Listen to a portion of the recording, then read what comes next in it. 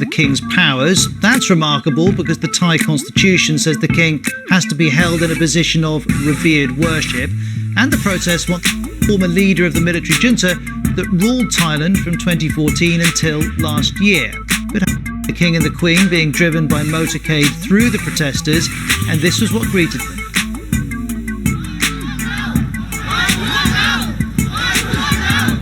And some of these protesters, if you look closely, are using an anti-government three-finger salute, something we think has come from the film The Hunger. These supporters of the monarchy turned out dressed in the royal yellow colour. And this is another video in which we can see royalists dressed in yellow clashing with anti-government protesters, and you can see the police getting involved too. And these are the latest pictures. It's early quarters.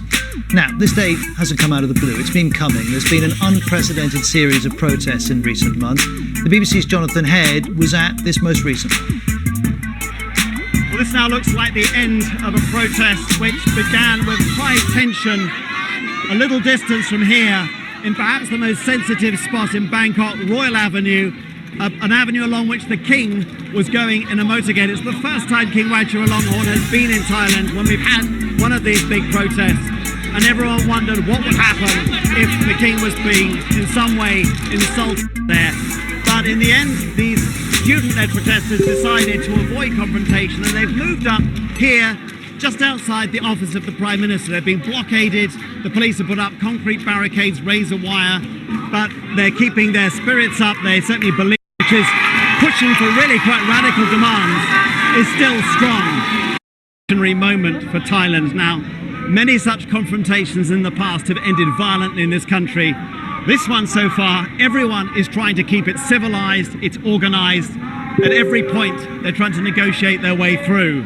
But who have simply got sick of the way in which politics has been done, the way in which the military involves itself in politics of the monarchy, and a government which literally has its back to the wall. And the man in the middle of this, Australia, he's been married 4 times, has 7 children, and spends much of his time in Germany. He's also very rich, with an estimated wealth of $30 billion US. That makes him the BBC Thai.